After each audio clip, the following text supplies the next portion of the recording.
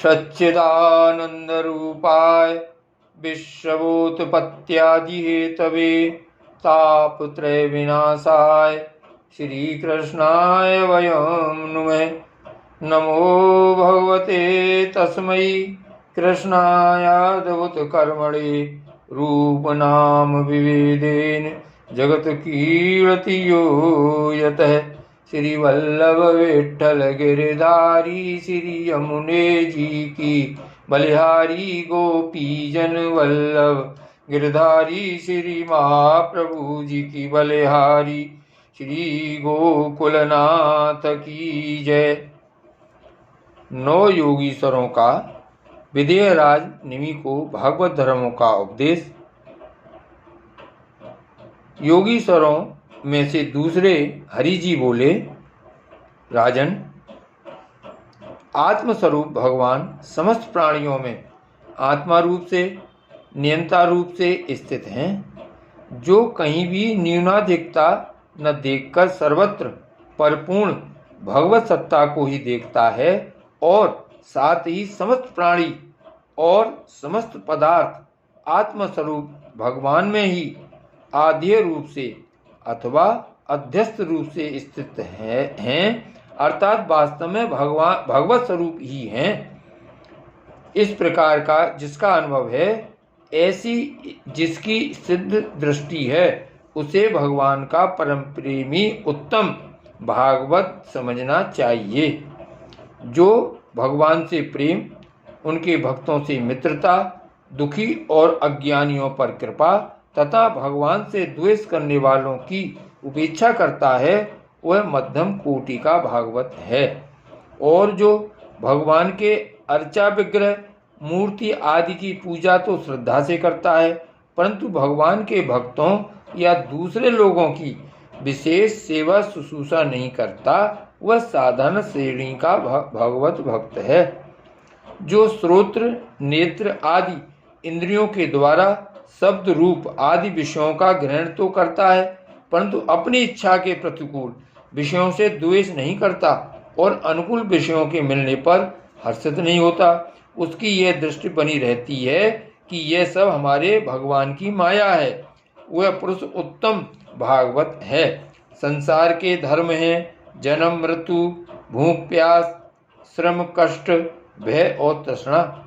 ये क्रमशः शरीर प्राण इंद्रिय मन और बुद्धि को प्राप्त होते ही रहते हैं।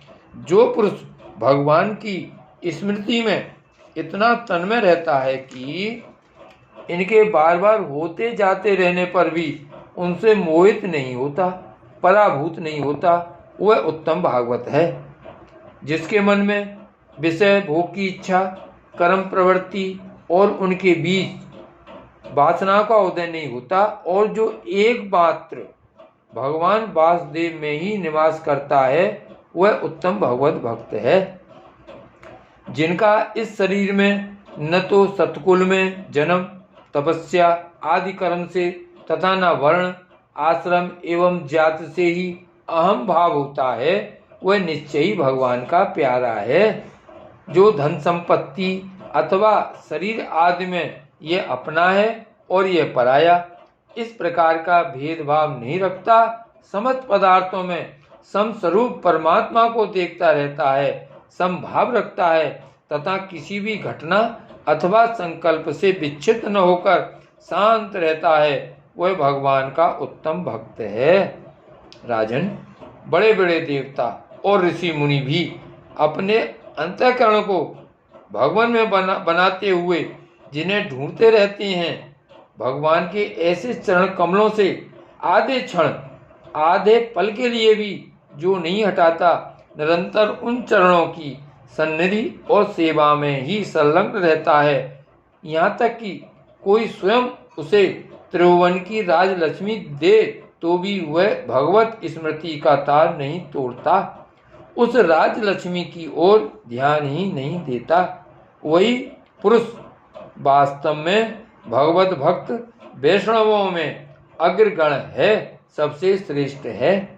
रास लीला के अवसर पर नृत्य गति से भांति भांति के पाद विन्यास करने वाले निखिल सौंदर्य माधुर्य निधि भगवान के चरणों के अंगुली नख की मणि चंद्रिका से जिन शरणागत भक्तजनों के हृदय का विरहजन्य संताप एक बार दूर हो चुका है, उनके हृदय में वह फिर कैसे आ सकता है, जैसे चंद्रोदय होने पर सूर्य का ताप नहीं लग सकता।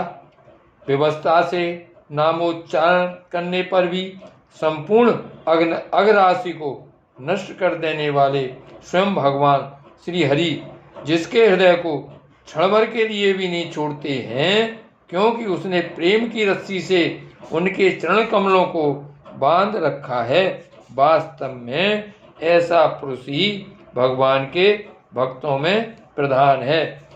श्री गोवर्धन नाथ की जय।